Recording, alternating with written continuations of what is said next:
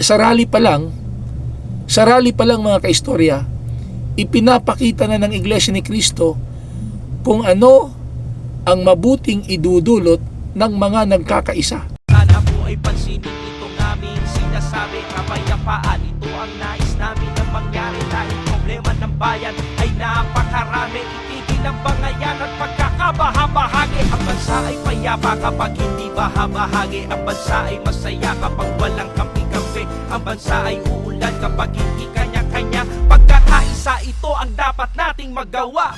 Constructive, objective, balance, and fearless opinion.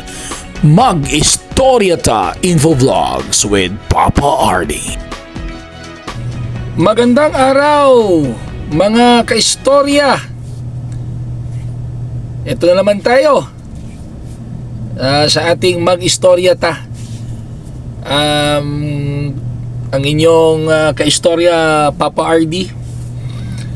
Kung ikaw ay bago pa lang sa aking YouTube channel, please subscribe on my YouTube channel, or bago ka pa lang sa aking FB page or TikTok account, please follow my FB page or and TikTok account, Mag-Istorya Ta Infovlogs. Medyo namamaos tayo mga kaistorya kasi last January 13, isang historical event ang nangyari sa Pilipinas, at ito ay nakilala sa buong mundo. Ang isang napakalaking national rally for peace ng Iglesia ni Cristo, at to God be the glory po, nakatanggap po tayo ng biyaya na isa po tayo sa napagtiwalaan ng pamamahala na maging MC at performer sa event dito sa Cagayan de Oro City. Kasi taga Cagayan de Oro po ako. Naging MC tayo kaya medyo namamaos. Pero ramdam natin ang pagsama ng ating Panginoong Diyos. Kahit saang rally mo ihambing, iba ang rally ng Iglesia ni Cristo. Very organized po. Very organized, parang hindi parang iisang tao lang ang gumagalaw. Parang iisang tao lang ang gumagalaw simultaneously sa 13 sites. At everything po is taken care of. Dito nga sa Cagayan de Oro City, walang nagrereklamong nagutom sila. Mula sa mga rally, sumama sa rally, sobra-sobra pagkain sa lahat ng sites yun Pero I'm speaking in Cagayan de Oro kasi taga rito ako. Pero kahit sa ibang sites, ganoon din Kahit mga pulis, yung mga garbage collector, mga taga city government na tumulong sa pag-set up at paglilinis, sila na nga ang umayaw na sa pagkain sa sobrang dami.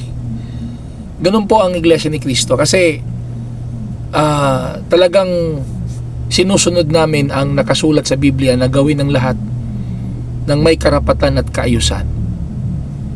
Pero ganun pa man mga kaistorya, hindi pa rin maiiwasan yung mga bashers Pambihira talaga.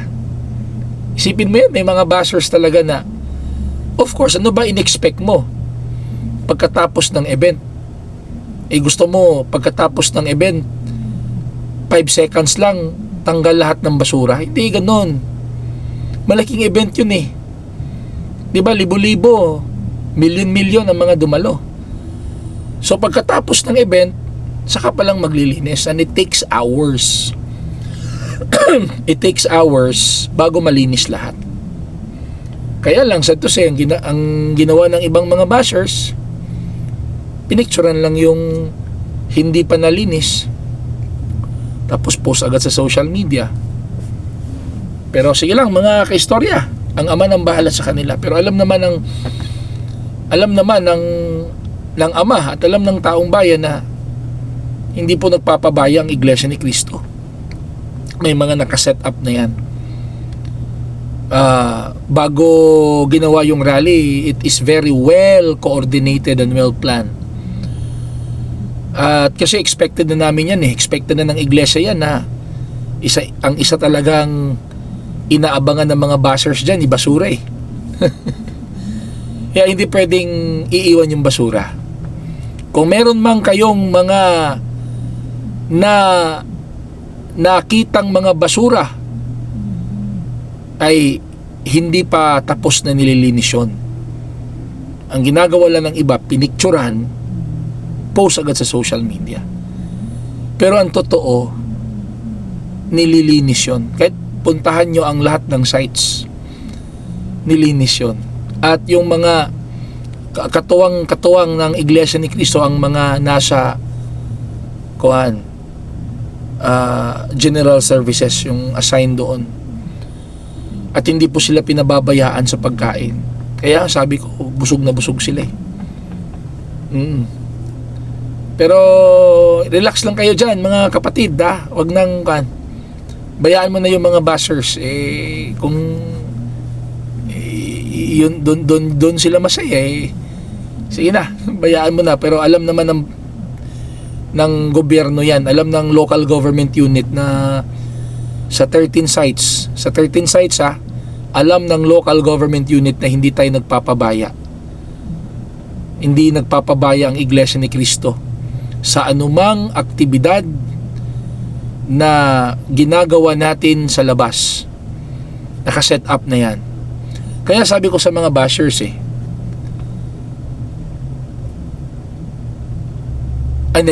bashers. Sabi ko sa mga bashers at sa mga naniniwala sa mga bashers, suriin nyo muna. Kilalanin nyo muna ang Iglesia ni Cristo. Pumunta kayo sa pinakamalapit na kapilya ng Iglesia.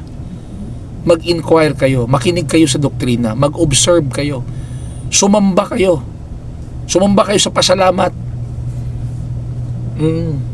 Dumalo kayo sa mga iba't ibang aktibidad at gawain ng Iglesia para talaga mas lalo nyong makilala kung ano ang Iglesia ni Cristo. So naging matagumpay po ang ating national rally, diba? Unang-una po, sa Diyos, sa ating Panginoong Diyos ang lahat ng kapurihan. Hindi natin ito magagawa, diba? Alam natin yan, sinasampalatayan natin yan mga kapatid at mga kaistorya, na wala tayong magagawa sa ganang atin lang. Yun ay dahil sa awa at tulong ng ating Panginoong Diyos. Kaya nagtagumpay ang napakalaking aktibidad. Isipin mo yan, 13 sites yun 13 sites. Para hindi ako magkamali, sinulat ko andito Quirino Grandstand sa Manila, according sa mga police officers, nasa mga 1.5 million. Pero I believe more than that pa yun kasi ito rough estimate lang Meron din tayo doon sa Vegan Ilocos Sur sa Quirino Stadium, sa Isabela Sports Complex, Isabela, sa Sawagan Park, Legazpi, sa Legazpi City, Albay, Provincial Capital of Palawan, Iloilo City, sa May Freedom Grandstand, Capital Park and Lagoon sa Bacolod City, diba? South Road Property, Cebu City. Meron din tayo sa Ormoc City, Ormoc City Plaza sa Leyte, Pagadian City, Zamboanga del Sur, at dito sa aking hometown, sa aking home court, Plaza Divisoria, Cagayan de Oro City, Rizal Park, Davao City, at Butuan City Sports Complex. Dito sa Cagayan de Oro, ang rough estimate ng mga kapulisan natin nasa mga 36 to 38,000. Maraming nagtatanong, papaano daw kung itutuloy pa rin yung impeachment? Maghintay na lang sa next move. Pero sana ay nanood at nakinig ang mga kinauukulan As what I have said, mga kaistorya, ang National Rally for Peace ng Iglesia ni Cristo, yun ang sumasalamin kung ano talaga ang nais ng taong bayan. Sana yung mga kinauukulan ay magiging objective sa pagtanggap nila sa mensahe ng rally. Ano ang mensahe ng rally? It's not political. May pinalabas na message si VP Sara Duterte. Meron tayong mga nakikitang political figure na sumama sa rally. Pero nakita nyo naman, mga kaistorya, hindi sila pinapagsalita para talagang may pakita natin na the rally is not political, it's for our country. Diba, mga kaistorya? Meron doon, nandun lang sila. Dito nga sa Cagayan de Oro, may mga councilors, nandun lang sa gilid. Oo, just like an ordinary people, nakatayo lang sila doon. Walang nag-entertain sa kanila. Kasi yung rally, kahit spearheaded ng Iglesia ni Cristo, pwede namang sumama ang kahit hindi Iglesia ni Cristo. Kahit politiko, pwedeng pumunta doon. It's open for everybody. Pero hindi sila pwedeng magsalita. Kasi, baka, di ba, baka mahaluan ng politika. Magtatanong kayo, bakit andun si Congressman Marcoleta? Ito, for the record, andun siya nagsalita.